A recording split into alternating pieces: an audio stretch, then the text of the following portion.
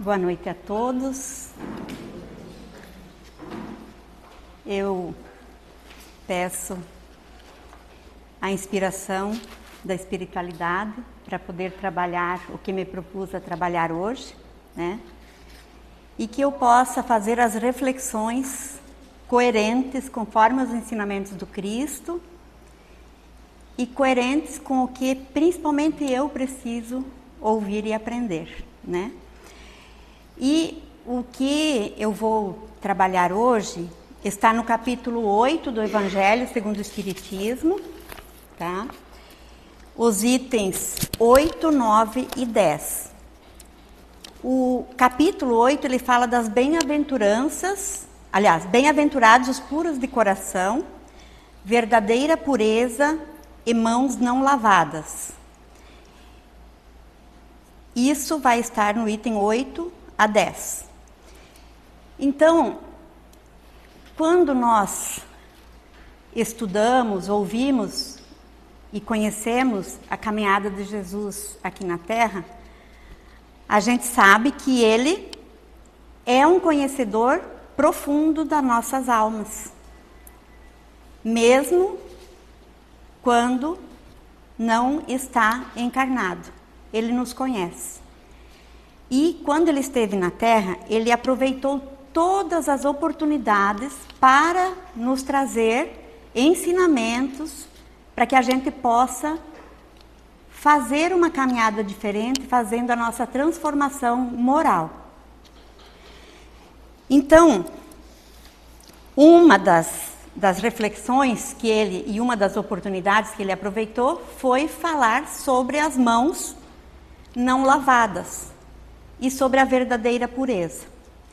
Então, nós vamos ver que, eu já vou ler o item 8, nós vamos ver que é muito mais fácil quando a gente decide fazer as coisas valorizando o exterior, o material. Mas decidir fazer a mudança interior, a mudança íntima, a mudança moral, é muito mais difícil, mas é possível. E todos nós conquistaremos e chegaremos um dia ao nível em que Jesus está hoje. Parece mentira, mas é. E a gente vai compreender um pouco isso também no decorrer da exposição. E Emmanuel já nos trouxe no livro Caminho, Verdade e Vida, ele faz toda uma fala de que Tiago, o apóstolo, já tinha isso dentro de si. E ele tentava com os apóstolos, que a gente sabe que os apóstolos, Cristo não escolheu homens perfeitos. Cada um tinha os seus defeitos. E Tiago tentava, na conversa entre eles, fazê-los entender. Ele falava, limpem suas mãos. Mas no limpem suas mãos, ele não estava querendo dizer para eles lavarem as mãos, mas sim limpar o seu coração. Então vamos ver o que nós temos no item 8 do Evangelho.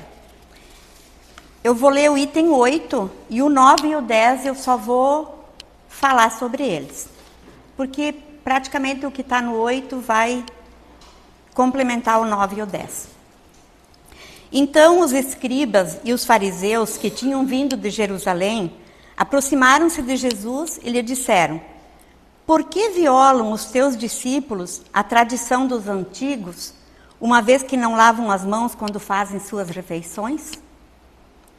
E Jesus respondeu, por que violais vós outros o mandamento de Deus, para seguir a vossa tradição? Porque Deus pôs este mandamento, honrai a vosso pai e a vossa mãe, e este outro, seja punido de morte aquele que disser a seu pai ou a sua mãe palavras ultrajantes. E vós outros, no entanto, dizeis, aquele que haja dito a seu pai ou a sua mãe, toda oferenda que faço a Deus vos é proveitosa e satisfaz a lei. ainda que Deus não honre nem assista a seu pai ou a sua mãe. Tornam mais útil o mandamento de Deus pela vossa tradição. Hipócritas, bem profetizou de vós Isaías, quando disse: este povo me honra de lábios, mas conserva longe de mim o coração, e em vão que me honram, ensinando máximas e ordenações humanas. E mais um trechinho ainda do item 8. Depois, tendo chamado o povo, ele disse, ele, Jesus, escutai e compreendei bem isto. Não é o que entra na boca que macula o homem. O que sai da boca do homem é que o macula. O que sai da boca procede do coração, e é o que torna impuro o homem. Porquanto do coração é que partem os maus pensamentos, os assassínios, os adultérios, as fornicações, os latrocínios, os falsos testemunhos, as blasfêmias e as maledicências. Essas são as coisas que tornam impuro o homem. O comer sem haver lavado as mãos não é o que o torna impuro. Então, aproximando-se dele, disseram-lhe os discípulos: sabeis que, ouvindo o que acabais de dizer, os fariseus se escandalizaram. Ele, porém, respondeu: arrancada será toda planta que meu Pai Celestial não plantou. Deixai-os, são cegos que conduzem cegos. Se um cego conduz outro cego, caem ambos no fosso. Então, quando nós temos, nesse item 8, essa fala de Jesus, de que será arrancado toda planta que não provém de Deus. O que significa isso? De que não é suficiente ter as aparências apenas de pureza. E que nós precisamos compreender as leis divinas e fazer a nossa modificação. E quando ele fala que importante não é lavar as mãos, nós temos que pensar que hoje a gente tem um significado de lavar as mãos. Hoje a gente lava as mãos por causa da higiene, né? E tivemos muitas mãos lavadas, principalmente no Covid, né? A gente chegava a ter problemas com as mãos de tanto lavar as mãos, mas sempre por questões de higiene e de saúde. Mas naquela época não era este o caso. A cobrança das mãos não lavadas, ou serem bem lavadas, eram em decorrência de que houve modificações nos mandamentos que Moisés nos trouxe através da espiritualidade. E os mandamentos, né, eles nos trazem ensinamentos que por fim foram transformados dos 10 em apenas 1, né? Eles nos trazem as lições e as leis divinas. E como é difícil a gente seguir as leis divinas e seguir a nossa transformação, porque a nossa transformação, como diz aqui no texto, deve partir do nosso coração, do nosso íntimo. E aí não tem como você medir. Por quê?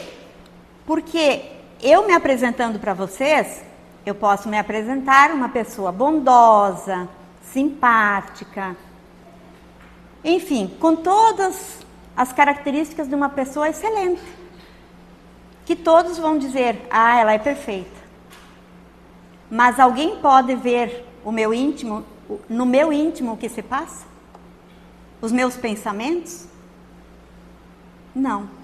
Então, o que eles acabaram fazendo? Como a religião tinha muito a ver, aliás, tudo a ver com o poder na época, porque eles deturparam os ensinamentos de Jesus, né? Começa a haver o quê? Eles passam a fazer as cobranças das mãos lavadas. Você tinha que lavar as mãos antes de sentar à mesa, durante a refeição, depois da refeição, e não era em qualquer água, em qualquer lugar. Então, regras que foram sendo criadas, que não foram trazidas por Jesus, e muito menos Deus as criou, né? Mas isso era por quê? Porque para eles ficava muito mais fácil fazer essa cobrança exterior e mostrar o seu poder, enquanto fariseus, né, e escribas. Agora vamos, antes de dar continuidade, vamos pensar um pouco quem eram os fariseus e os escribas. Os escribas eram aqueles que escreviam a lei e explicavam a lei. Então, eles eram escolhidos, né, designados como doutores da lei. E eles ensinavam e interpretavam as leis de Moisés. E a gente sabe que nós humanos podemos fazer de um mesmo texto diversas interpretações. Podemos utilizar o mesmo texto para dizer o que nos interessa e deixar de fora o que é o real do texto. A gente consegue fazer isso. E mais ou menos isso eram o que os escribas estavam fazendo naquele período. E quem eram os fariseus? Os fariseus eram os homens que acreditavam apenas no que estava nas Escrituras, nos mandamentos trazidos por Moisés, mas reescritos e interpretados conforme os seus interesses, né?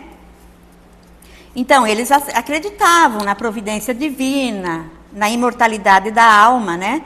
Acreditavam na ressurreição dos mortos e eram muito rigorosos nessas práticas exteriores nos cultos e nas cerimônias. Mas eles eram inimigos das inovações também. E nós sabemos que Jesus, quando ele chegou, ele fez toda uma modificação. Ele não olhava quem era, ele não tinha preconceito e não excluía ninguém. E isso era uma inovação que eles não aceitavam, né? Então, esses homens da lei, os escribas, e assim como também os fariseus, eles exerciam uma influência muito grande no povo e faziam as cobranças, porque eles tinham o poder, né? Tudo corria em torno da interpretação das leis de Moisés, de acordo com o que eles pensavam, né? Os usos e costumes, as leis políticas, né? Tudo decorria de como eles faziam a interpretação. Então, se a gente parar para pensar com a vinda do Espiritismo, a gente teve modificações em tudo isso. Porque nessa época, quem detinha o poder tinha que ser obedecido. Não podia questionar. Tinha que seguir o que o poder, tanto religioso, né, eles tinham que obedecer. Com o Espiritismo veio novas instruções para nós. Instruções claras, lógicas, racionais, em que Kardec fez toda uma pesquisa científica, né? Houve comprovação através da espiritualidade, quando os espíritos, através dos médiuns, trouxeram todos os conhecimentos que nós temos hoje. E aí, com essas lógicas racionais, né, o Espiritismo trouxe para nós, confirmando a sobrevivência da alma, né, mas nos explica que nós não seremos punidos eternamente e que todos nós teremos a oportunidade de refazer o caminho. E que a ressurreição não é apenas a ressurreição da carne. O nosso corpo, quando nós desencarnamos, esse é apenas um instrumento que nós usamos nessa encarnação. Nós viremos com um novo corpo. para refazer a caminhada, para modificar. E se hoje nós já estamos aqui num centro espírita, ou seja, na religião que for, ouvindo os ensinamentos de Jesus, tentando praticar o bem, é porque nós já estamos no caminho da nossa evolução, né? E quando Jesus fala que toda planta que meu Pai não plantou será arrancada, ele quis dizer que tudo o que Deus nos trouxe, as leis divinas, só ensinam o bem. Ele quis dizer com isso que o mal e tudo o que leva ao mal será arrancado. Quer dizer assim, nós teremos que trabalhar com isso e nos modificar. E como nós estamos num período de regeneração do nosso planeta, quem já estuda há mais tempo sabe que nós estamos tendo as últimas oportunidades de reencarnar aqui na Terra. Caso nós não façamos a nossa mudança interior, transformamos as nossas imperfeições, nós teremos que recomeçar. Nós não vamos perder o conhecimento que nós temos até hoje, mas nós teremos que recomeçar em um outro planeta, atrasado, onde nós teremos a inteligência. E com essa inteligência que nós já conquistamos até hoje, teremos que fazer as descobertas e fazer uma nova caminhada. Então não percamos a oportunidade de começar hoje essa modificação, né? Nos modificar. E nós sabemos, né, a doutrina dos espíritos nos explica que para fazer a transformação moral, nós precisamos observar as nossas más inclinações. E como pais também devemos observar as más inclinações dos nossos filhos, desde que nascem. Porque nós precisamos nos conhecer primeiramente, para saber o que eu ainda sinto quando alguma coisa me acontece. Quais são as minhas atitudes? Quando, por exemplo, eu estou no trânsito e está todo mundo indo passear, mas eu estou indo trabalhar e eu estou atrasada. Ali eu começo a me observar e me conhecer. Como eu vou reagir? Estou dando um exemplo bem simples, tá? Então, nós temos que cuidar e não nos encantar com coisas que aparecem para nós reluzentes. Parece que é a coisa mais linda do mundo. Parece que a pessoa é a melhor do mundo.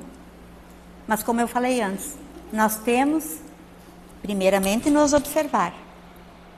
E observar nossos irmãos e, claro, nunca excluir nem desrespeitar ninguém.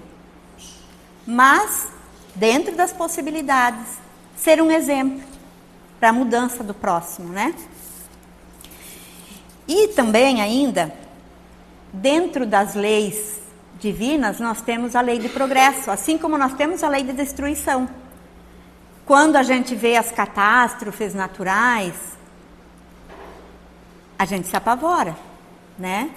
Mas está tudo certo, porque é preciso que se destruam algumas coisas para recomeçar outras. E nesse meio todo, claro que aqui é muito rápido para explicar todo esse conhecimento sobre esse caso propriamente dito, mas falando por alto, né? Dentro de uma catástrofe onde as pessoas desencarnam ou ficam com uma deficiência ou algo assim, está tudo certo, nós estamos passando pelas lições que nós precisamos passar em decorrência do que lá atrás nós já praticamos, né? Falando assim bem por alto desse conhecimento. E como nós também temos a lei do progresso, é óbvio que todos nós iremos, como eu falei há pouco, chegar num nível de espírito superior.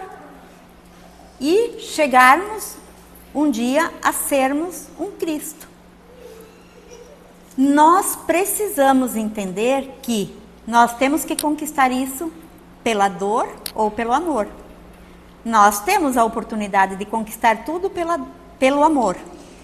Quando nós não aprendemos, quando nós nos demoramos a aprender no amor, aí nós precisamos passar pelas dificuldades que muitas vezes nós passamos, né? E que muitas vezes não entendemos essas dificuldades. Mas nós precisamos passar por elas para poder fazer essa transformação, modificarmos. Então nós não podemos perder oportunidades. Quando a gente amanhece, a gente tem um dia todo pela frente.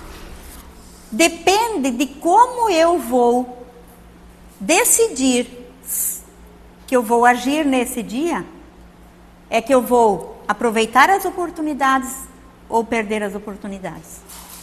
Se eu acordei de mau humor, triste, se eu acordei, vamos dizer assim, com o pé virado, eu posso passar o dia desrespeitando as pessoas, magoando as pessoas, por causa de um sentimento meu.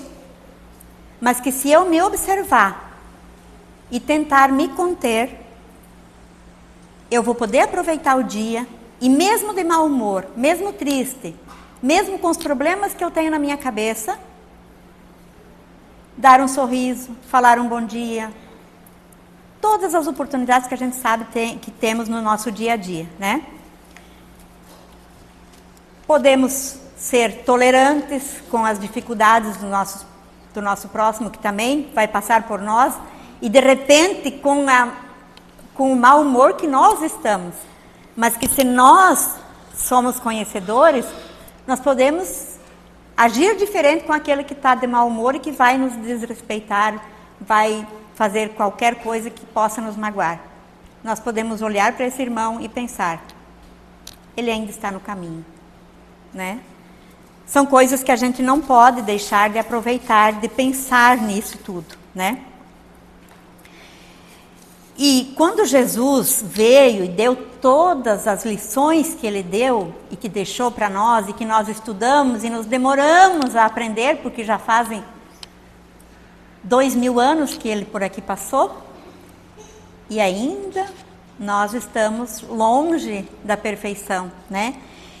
Ele não veio trazer diretriz nenhuma para ninguém se tornar santo.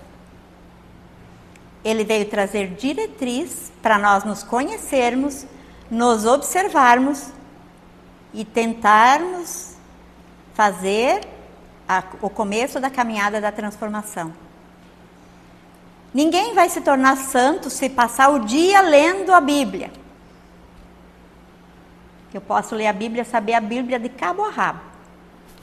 Saber qual versículo fala o quê.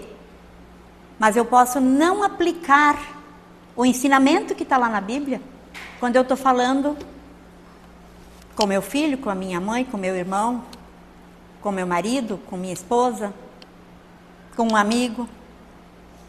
Então, não é o conhecimento que vai me dizer que eu já sou um espírito elevado.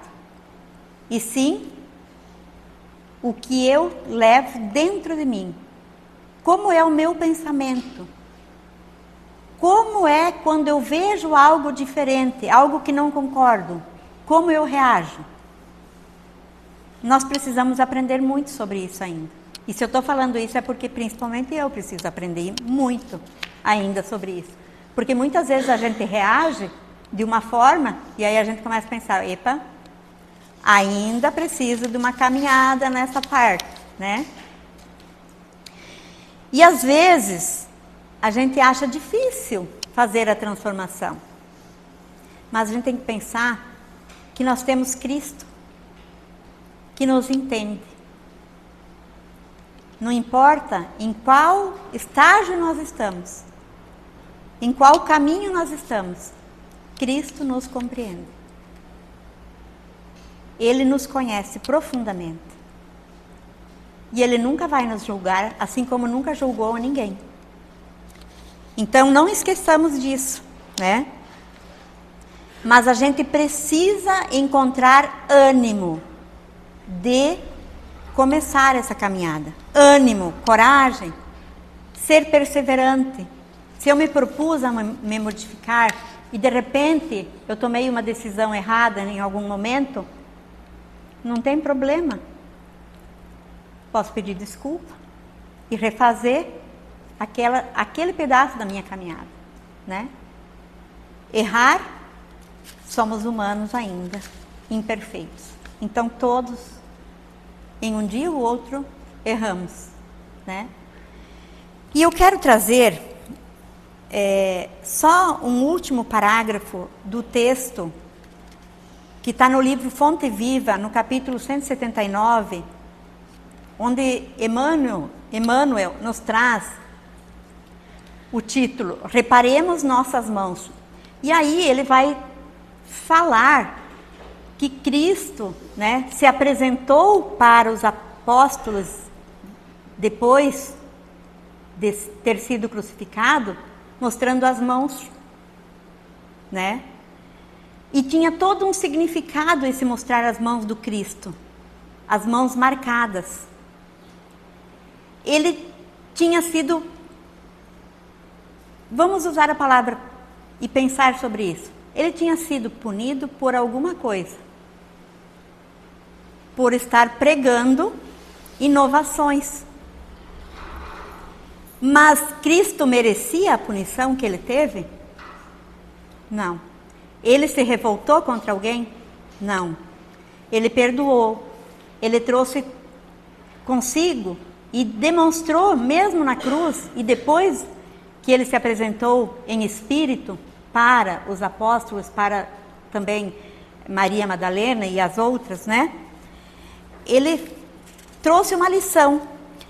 E na parte final, Emmanuel nos faz assim, ó. Reflete, pois, sobre o que fazes cada dia. Porque daí no texto, a parte anterior, ele vem falando também que tem as mesmas mãos que o Cristo mostrou, que foram machucadas sem ele merecer, mas que ele aceitou para nos dar uma lição. As nossas mãos ferem, machucam, magoam, né? E aí Emmanuel nos diz: reflete, pois, sobre o que fazes cada dia. Não ouvides que, além da morte, nossas mãos exibem os sinais da nossa passagem pela terra. As do Cristo, o eterno benfeitor, revelaram as chagas obtidas da divina lavoura do amor. As tuas, as minhas, amanhã, igualmente falarão de ti, de mim, no mundo espiritual, onde, interrompida a experiência terrestre, cada criatura arrecada as bênçãos ou as lições da vida de acordo com as próprias obras. Então, o que eu queria deixar hoje é para a gente refletir, então, sobre o que nós estamos priorizando. O que é exterior ou o que é interior? Quando nós fizermos a passagem, que mãos nós teremos? Chegando da proximidade do Cristo ou ainda de quem estava ao lado de Cristo? Então eu espero ter podido fazer uma reflexão que mexa com o coração de cada um de nós, para que a gente possa fazer a caminhada todos os dias nos modificando. Muito obrigada pela atenção de todos.